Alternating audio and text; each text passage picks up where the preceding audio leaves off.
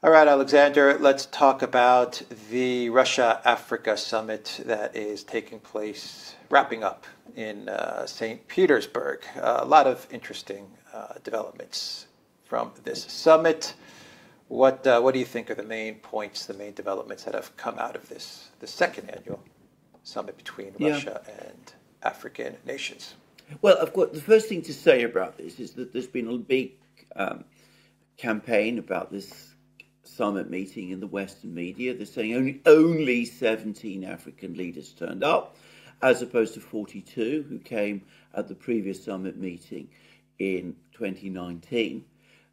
In fact, as I understand it, every single African country has sent representatives. I mean, I'm not aware of anyone that didn't. And yes, fewer presidents and heads of state have turned up, but this is taking place in the middle of a major geopolitical conflict that's taking place within Africa, which I think we're going to come to in a moment. So the impressive thing is not that, fewer turned up than last time, but as many as 17 defied pressure from the West and turned up in place. Now, what is happening and what the Russians are saying is during the time of the Soviet Union, during the Cold War, we made a very big push to establish very good and close relationships with people in Africa. We were at the forefront of support of the anti-imperialist and anti-colonial movements in Africa. We supported the movements against apartheid in South Africa, in Rhodesia. We helped Angola see off Western intervention, South African intervention in the 1970s and 1980s. We played an absolutely key role in helping Ethiopia to hold together in the 1970s and 1980s as well, after the fall of the emperor. We were very heavily involved in West Africa too. Then the Soviet Union collapsed. All of that stopped. We stopped taking any interest in Africa anymore. We neglected our old friendships. We now understand that that was a critical mistake. We didn't have the means to some extent to project ourselves back into Africa. Now we want to do so. And we want to come back into Africa in a big way. We also support African Union. We want the African Union, which is the organization that brings together all the African states, to be admitted as a full member of the G20. We are going to write off all your debt to us. I believe that's $20 billion. We're going to write all of that off.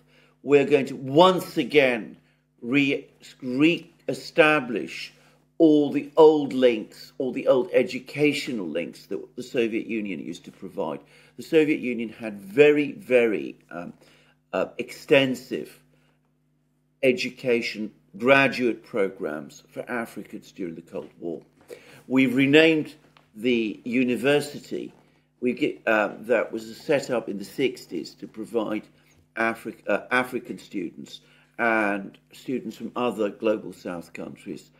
We've given it back its old name, which it had in the 60s and 70s, which is the Patrice Lumumba Friendship University, renamed after an African leader.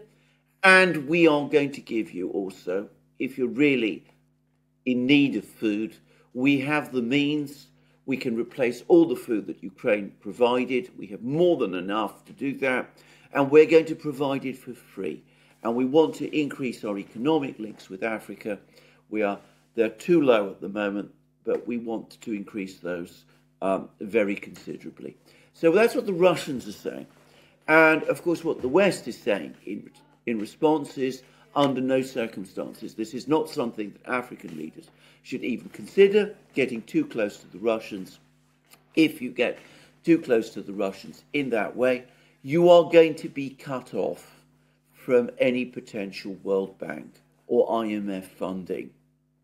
Now, this is playing out, as I said, in a major geostrategic struggle in Africa.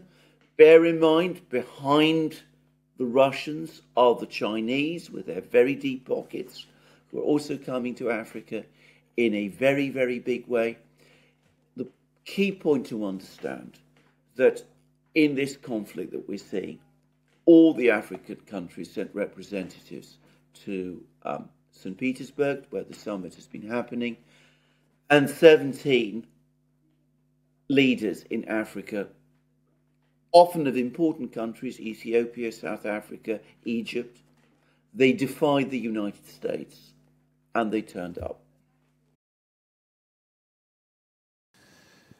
How far do you think China would go in providing financing, alternative financing for these countries in Africa if the U.S. cuts them off, if the collective West cuts them off? I think it would. I think it both can and I think it would. I mean, China, of course, is present in Africa already on a much bigger scale than Russia is or will ever be, to be straightforward about it. I mean, Russia will provide, where the Russians will provide is they'll provide technical assistance, educational assistance. That was a very big thing that the Soviet Union used to do. If you have any contact with African countries, you will know that there's large numbers of people who benefited in Africa from Soviet graduate programs and who, by the way, have always retained an affection for the country that provided them with those programs for free. I mean, it provided them for free and with, free accommodation and stipends. So, I mean, it's a much more generous programs than those that the West was providing, and targeted at many people from families who could not have afforded to send their children to study in universities in the West. So there's that big legacy of goodwill. Anyway, the Russians can do all of that. Obviously, they can't compete with the Americans or the Chinese in terms of financing, but the Chinese are there. And they will do it, and they will do it on a very, very big scale. And of course, the Chinese and the Russians are working together on this because China was a presence in Africa during the Cold War. It couldn't provide the kind of graduate programs or the technical assistance that the Soviet Union did. So it doesn't have that legacy to the same extent that the Soviets have. But the Chinese want to tap into that because the Chinese and the Russians are working together, and it seems to me that this is a team again, and each is playing to their individual strengths. The other thing that the Russians will do, of course, is that they're able to provide security assistance. Prigozhin turned up at the St. Petersburg summit. Undoubtedly, he was given the green light to do so. He met with various African leaders there. You can imagine, there was talk already that eventually what part of the deal that was done was that Wagner would be sent back to Africa, or parts of it would be. And there's just been a coup in Niger, where a president, supposedly democratically elected, I'm not familiar with the politics of Niger, but French and Western backed, has just been overthrown by the military. The French are refusing to recognize the coup. There's some talk from them that they're threatening to intervene. I can't imagine that that will happen, by the way. I can't imagine that French public opinion would support the French intervention in Niger.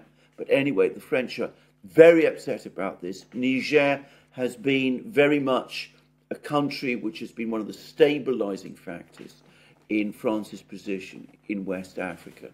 And the coup leaders are already talking about the fact that they're sympathetic to the Russians. Russian flags are appearing, and the Niger military has already issued statements warning the French against intervening in Niger.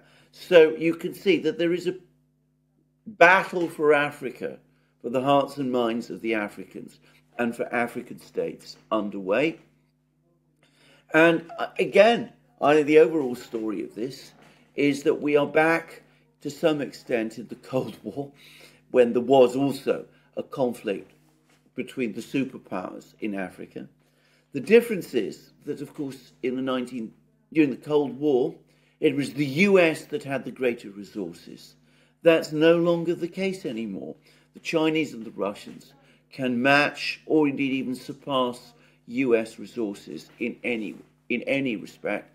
And of course, as Putin pointed out in the speech that he gave to the summit meeting, the Africa Summit in St. Petersburg, certainly not the Russians, and by extension not the Chinese either.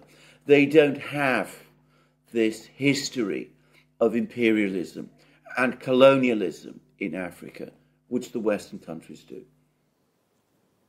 Yeah, the speech that Putin gave and the entire narrative of the summit is pretty much Russia, Africa needs to unite against the colonial powers, let's say, of the collective West. That's pretty much the basic summary, the narrative of this summit. Absolutely, and of course, what it's doing is it's again reconnecting to the Soviet legacy, because of course the Soviet legacy was that we support you against the Western colonialists and the Western imperialists. Russia is now going to do the same. And just as a matter of point, I would point out that Tsarist Russia also never had colonies in Africa, and it was the major economic and military supporter of the one African state that managed to avoid being colonized by the Western powers, which was Ethiopia. And this is a fact most people don't know, by the way, but Russian-Ethiopian relations go back very far to the 1880s, with, as I said, Russia at that time being the major arms supplier, trading partner, a sister, if you like, of Ethiopia, as Ethiopia successfully held off the Western powers. And one of the first African leaders that Putin met was, of course, the Prime Minister of Ethiopia, who has just seen off an uprising in Tigray, partly with Russian and Chinese support. And, of course, that uprising, as is now, I think, well established, had a lot of support from the United States. Yeah. All right, we will leave it there, theduran.locals.com. We are on Rumble, ODYSEE, BitChute, Telegram, and Rockfin. And go to the Duran shop, 10% off. Use the code. Good day. Take care.